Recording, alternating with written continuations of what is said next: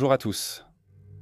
Aujourd'hui, nous allons examiner une affaire qui a été considérée comme sensationnelle dans les années 1890 et qui a été couverte par la presse du monde entier.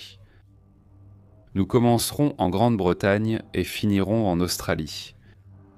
Alors installez-vous confortablement pendant que nous partons pour le Melbourne du 19e siècle.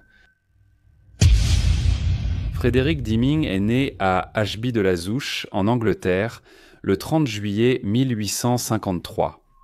Il était le plus jeune de 7 enfants et était connu dans sa jeunesse sous le nom de Fred le Fou en raison de son comportement anormal. Peut-être que son comportement s'est développé après les nombreuses corrections brutales infligées par son père, qui est mort fou dans un hospice après avoir tenté de se suicider à 4 reprises. D'après tous les témoignages, Frédéric entretenait une relation forte avec sa mère, qui était enseignante à l'école du dimanche et lui inculquait sa propre interprétation des Écritures. Il emportait une Bible avec lui lors de ses déplacements et était obsédé par les notions de péché et de punition. La mort de sa mère en 1875 fut un coup dur pour le jeune Frédéric. À l'âge de 16 ans, il s'est enfui pour aller en mer et en voyageant autour du monde. Il inventait différents noms et professions réputés pour chaque pays qu'il visitait. Il est retourné en Angleterre et s'est formé comme installateur de gaz, travaillant à la cathédrale de Chester. En 1881, lorsque Frédéric avait 27 ans, il a épousé Maria James, qui avait 26 ans et venait du pays de Galles. Le couple s'est lassé de vivre en Angleterre et a commencé une nouvelle vie, d'abord en Afrique du Sud, puis en Australie. En Australie, Frédéric a travaillé à Sydney, Rockhampton et Melbourne comme installateur de gaz. Pendant qu'ils étaient là-bas, sa femme Marie a donné naissance à 2 enfants. Il était vu comme un ouvrier qualifié. Mais alors qu'il travaillait à l'installation de gaz à Sydney, il a été accusé d'avoir volé des raccords en laiton. Il a nié ce crime et a accusé un jeune assistant, mais il a été retrouvé avec les objets volés et condamné à 6 semaines de prison. Après sa libération, il a continué à travailler à Sydney comme installateur de gaz jusqu'en décembre 1887, lorsqu'il a de nouveau été renvoyé en procès, cette fois pour fraude. Il a disparu de Nouvelle-Galles du Sud, alors qu'il était en liberté sous caution, et la famille est retournée en Angleterre en passant par l'Afrique du Sud. Pendant leur séjour en Angleterre, ils ont eu 2 autres enfants, portant leur total à 4. En raison de leurs nombreuses disputes, Frédéric et Maria se sont séparés et il est retourné en Afrique du Sud où il s'est impliqué dans l'escroquerie de la mine de diamants du Transvaal en 1889. Sur le chemin du retour en Angleterre, il s'est fait remarquer pendant le voyage par son étalage ostentatoire de bijoux et d'argent, ainsi que par l'attention non désirée qu'il portait aux passagères. Il est arrivé à Hull en novembre 1889 et s'est fait passer pour un éleveur de moutons à la retraite nommé Harry Lawson, de Mount House Farm, Rockhampton, dans le Queensland.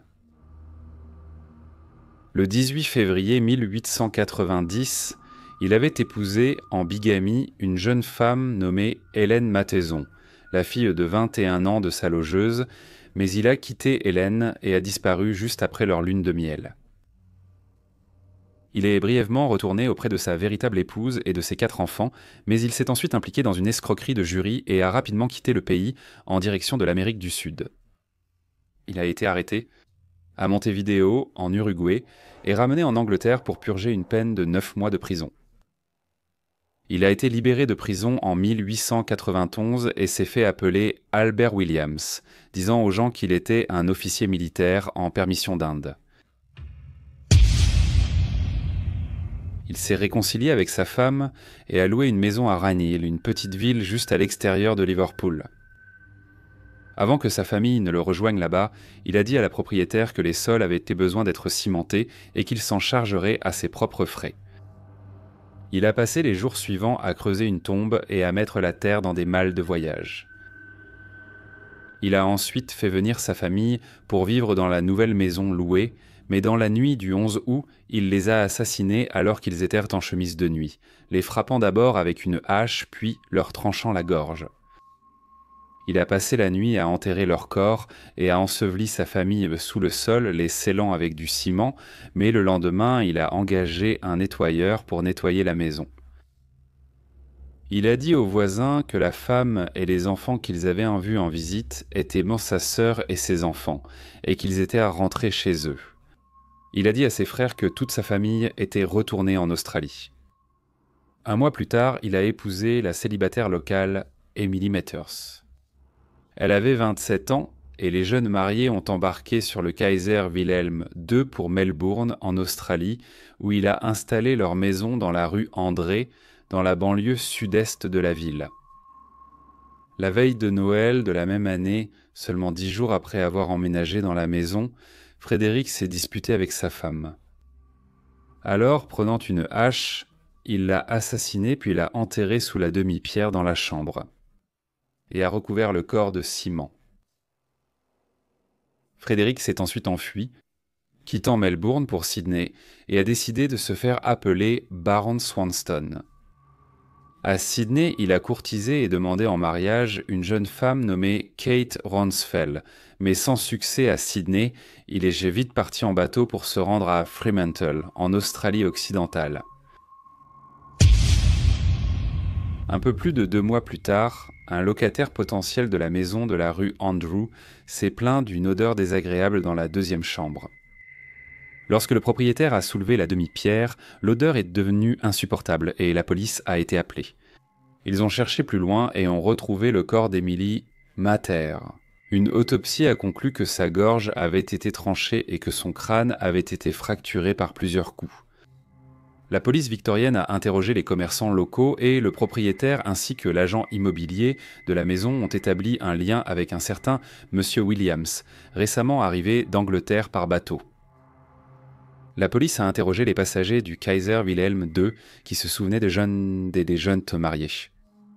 Certains passagers ont déclaré qu'ils n'aimaient pas Monsieur Williams à cause de ses manières et la police a rapidement obtenu une bonne description de l'homme qu'ils recherchaient. Leurs enquêtes les ont menés à un homme correspondant à la description de Frédéric, qui avait vendu aux enchères des objets ménagers, possiblement des cadeaux de mariage, au début du mois de janvier. Les autorités australiennes ont émis une alerte nationale pour Albert Williams. Une description de lui et de ses caractéristiques inhabituelles a été transmise à tous les postes de police en Australie. Entre-temps, les circonstances entourant la mort d'Emily Williams ont captivé l'intérêt du public. Une foule curieuse de spectateurs a observé alors que son cercueil était descendu dans une fosse commune, une semaine après la découverte de son corps. Pendant ce temps, un employé d'une compagnie maritime côtière a déclaré à la police avoir vu un homme correspondant à la description de Monsieur Williams, porté disparu, embarqué à bord d'un navire qui a quitté le port le 23 janvier à destination de Fremantle, en Australie occidentale. Cependant, le personnage flamboyant s'appelait le baron Swanston. La police a rapidement émis un avis de recherche dans toute l'Australie occidentale. Le baron Swanston n'était pas difficile à trouver dans la petite colonie minière de Southern Cross, située dans les champs aurifères isolés de l'Australie occidentale. Le baron avait accepté un poste d'ingénieur responsable des machines à la mine d'or Fraser. Les bijoux du baron, ses vêtements citadins, sa grande moustache distinctive et son accent anglais le faisaient ressortir parmi les rudes ouvriers australiens. Et le lendemain de l'inhumation des restes d'Emily Williams, un policier télégraphia aux détectives de Melbourne pour leur annoncer que l'homme qu'ils recherchaient était bien sous clé à Southern Cross. Ceux qui se souvenaient de Frédéric lors de sa première visite en Australie se rappelaient que sa femme n'avait rien à voir avec l'Emily Williams retrouvée morte dans la maison de Windsor. En fait, elle était différente en tout point, plus petite et avec un teint beaucoup plus foncé. Il semblait qu'il y avait eu de Madame Deeming. Mais où était la première, la mère des enfants ? La police a fouillé la maison et a trouvé une invitation froissée à un dîner donné par Albert Williams à l'hôtel commercial de Rainhill, un village situé à 14 km à l'est de Liverpool, en Angleterre. La police australienne a télégraphié à ses homologues en Angleterre, leur demandant d'enquêter sur le dîner. Il voulait qu'il retrouve M. Williams et lui demande s'il pouvait apporter des éclaircissements sur la disparition de la femme et des jeunes enfants de Frederick Deeming. Les enquêtes de la police locale les ont menés à l'agence de presse de Rain Hill, qui appartenait et était gérée par Madame Mather. Il s'est avéré qu'elle était la mère de la défunte Emily Williams, retrouvée sous la cheminée de la maison à Melbourne. Elle s'est effondrée lorsqu'on lui a annoncé la mort de sa fille. Madame Mather a expliqué qu'elle dirigeait également une agence de location à Rain Hill. Sa fiaille avait rencontré M. Williams, qui correspondait à la description de Frédéric lorsqu'il est arrivé à Rain Hill à la fin du mois d'octobre 1891. Elle a conduit la police à la maison que Frédéric avait louée. En entrant dans la maison, la police a été confrontée à une odeur horrible. Pour eux, c'était une odeur des plus reconnaissables, celle de la mort. Ils ont démonté la cheminée à l'aide de piètres de biche et de pelles. Ils ont retiré la demi-pierre pour découvrir les corps d'une femme et de 2 enfants, tous dans un état avancé de décomposition. Les cadavres étaient emballés dans de la toile cirée. La femme était allongée sur le dos tandis que les 2 enfants étaient tournés face contre terre, couchés chacun de chaque côté l'un de l'autre. Ils ont cherché plus loin et ont trouvé 2 autres enfants incrustés dans le ciment. L'un des corps était celui d'un nourrisson et l'autre celui d'une petite fille allongée au pied d'en haut de la femme. La police a trouvé un livre avec les corps dans lequel le nom Deeming avait été rayé et remplacé par Williams. Les policiers sur son avaient alors que peu de doute que Deeming et Williams étaient en réalité la même personne.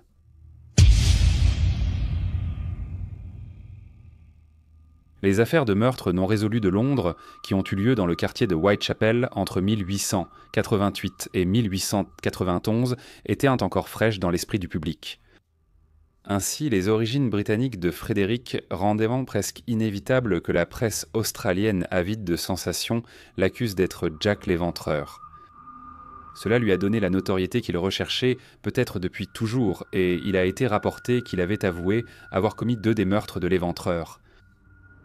Bientôt, beaucoup des articles sont parus dans les journaux nationaux, avançant des théories selon lesquelles son mobile pour le meurtre de Rain Hill aurait été de faire taire sa femme qui avait découvert son terrible secret, et la presse a commencé à le surnommer Jack l'Éventreur des mers du Sud. L'écriture de Frédéric a été comparée à des échantillons attribués à Jack l'Éventreur. Alors que les journaux britanniques et australiens l'accusaient en tort d'être Jack l'Éventreur, il est apparu qu'il avait été en contact avec la victime de l'Éventreur, Catherine Eddowes.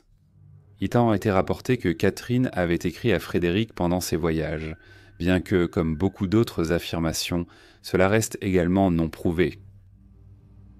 Le 8 avril 1892, un rapport a été publié dans le Melbourne Evening Standard, affirmant qu'il avait été identifié par une couturière londonienne comme étant dans l'East End, la nuit où Catherine a été assassinée. En voyant une photographie de Frédéric dans le journal, elle l'a reconnu comme étant Monsieur Lawson. Elle avait fréquenté Monsieur Lawson le 30 septembre 1888. Elle affirmait l'avoir rencontré de nouveau le lendemain lorsqu'il a montré une connaissance intime du meurtre de Catherine Eddowes. Elle a dit que, quelques jours après le crime, il a disparu et elle ne l'a jamais revu. La déclaration de la couturière renforce l'opinion publique selon laquelle Frédéric aurait commis plusieurs meurtres de l'Éventreur. Scotland Yard, qui l'avait ignoré comme suspect en 1888, s'est finalement intéressé à lui lorsque les corps de sa première famille ont été découverts. Les détectives londoniens se sont hâtés au procès à Melbourne. Comme il est apparu, Frédéric avait écrit des lettres d'amour à la victime de l'Éventreur, Catherine Eddowes. L'affaire devenait sensationnelle au Royaume-Uni, en Australie et dans de nombreuses régions du monde. Des services ferroviaires supplémentaires ont été mis en place, alors qu'un public morbide et curieux de la Grande-Bretagne du XIXe siècle affluait à Rain Hill rien que pour voir la maison où il avait tué sa famille. Plus de 10 000 personnes ont bordé les rues près du cimetière pour assister aux funérailles de Mary Deeming et de ses enfants. Son procès s'est déroulé entre le 28 avril et le 2 mai 1892 à Melbourne. Frédéric a été jugé sous le nom de Williams. Son équipe de défense a affirmé qu'il était fou, mais l'évaluation psychiatrique de la couronne a prouvé qu'il ne l'était pas. Le jury n'a pas mis longtemps à le déclarer coupable, et il a été condamné à être exécuté par pendaison le 23 mai 1892. Malgré les appels contre sa sentence, Frédéric a accepté son sort et a passé les 3 dernières semaines de sa vie à écrire son autobiographie, parcourant des piles de papier alors qu'il détaillait sa carrière criminelle et ses prétendues relations avec des personnes de haut rang, y compris la royauté. Lorsque les éditeurs en Angleterre ont été informés, ils lui ont offert 1000 livres pour les droits. Cependant, après son exécution, le gouvernement a ordonné que le manuscrit soit détruit avec tous ses papiers personnels. La veille de son exécution, on espérait qu'il ferait des aveux complets et un médecin ainsi qu'un ecclésiastique lui ont demandé s'il était vraiment Jack l'Éventreur. Il a refusé de répondre, d'une manière ou d'une autre, profitant sans aucun doute de la célébrité que l'accusation lui avait apportée. Il s'est dirigé calmement vers la potence en fumant un cigare, tandis qu'environ 12 000 personnes se rassemblaient devant la prison pour commémorer l'exécution d'un monstre. Avant que la corde ne soit placée autour de son cou. Le shérif lui a demandé s'il avait des derniers mots. Il a répondu « Seigneur, reçois mon esprit ». Le bourreau a tiré la manette, la trappe s'est ouverte et Frédéric Deeming a été pendu. Bonjour à tous et merci beaucoup de votre écoute. J'espère vraiment que vous avez tous apprécié la vidéo d'aujourd'hui. Et je vous retrouverai dans la prochaine affaire.